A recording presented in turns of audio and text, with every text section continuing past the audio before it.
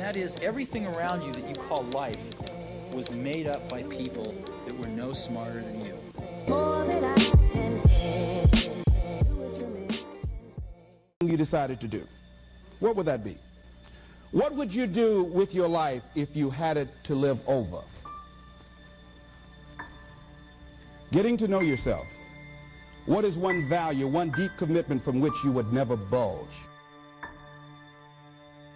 Ask yourself the question, what would your life be like?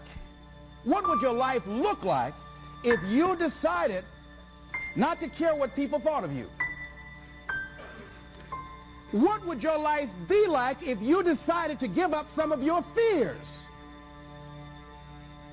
What would your life be like if you decided to become courageous?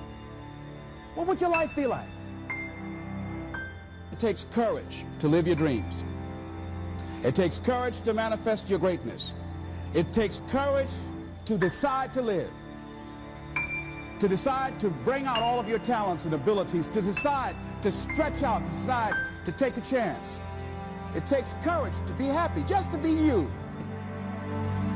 It takes courage to enjoy yourself. What are some of the self-defeating behaviors that we become involved in that prevent most people from enjoying themselves? Some people develop the "what's the use" attitude. Why bother? Some people have the "I really don't care." And they convince themselves that they don't care and they don't feel anything. And after a while, they really don't feel anything.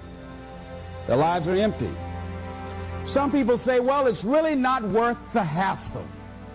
Just too hard. It doesn't bother me anymore. The fact that I'm not living out my dream. The fact that I'm capable of doing more and I'm not doing it. The fact that I'm content but I'm not fulfilled. The fact that I'm not living my dream. If it's not giving you what you want, it's going to take courage to decide to do something differently. When you truly have a vision for your future that inspires you, you're going to jump up out of bed in the morning and feel great about going at life versus being miserable and going to a job you hate. The only thing that stops you from getting what you want in life is the bullshit story you tell yourself. You want to ask yourself, how can I use what I'm going through as fuel for my growth? You want to ask yourself, what is the gorgeous opportunity hidden inside this so-called problem? I mean, and if you look at the mass of humanity, they really train their brains to focus on problems, right? They hit a wall and they just, because of their belief system, they don't know it because most people are not really that aware of their belief systems. So they blame it on the world. They blame it on the supplier. They blame it on the teammate. They blame it on their husband or wife. They blame it on their childhood versus understanding our daily performance reflects our deepest beliefs. And so if you are experiencing some kind of setback, whether it's large or tiny, you want to train your brain to see the treasure within the lead. That as you look toward the future, you look at life on a daily basis.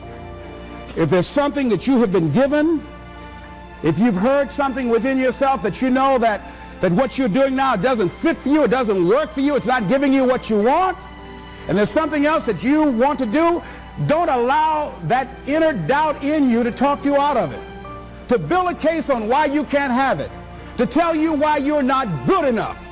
You ignore that inner voice and all of the external voices. Don't judge the possibilities for what you can do based upon the circumstances, because the circumstances won't determine who you are. Don't determine what you're able to do based upon your resources. Don't determine what's possible for you based upon where your life is right now. Where your life is right now is not you. That's just what it is right now. But the possibilities for you are unlimited. Most people are governed by their habits, their fears, and the opinions of others.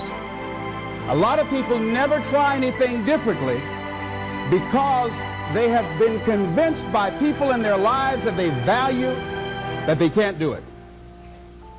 They're living within the context of the opinions that other people have of them, the low expectations.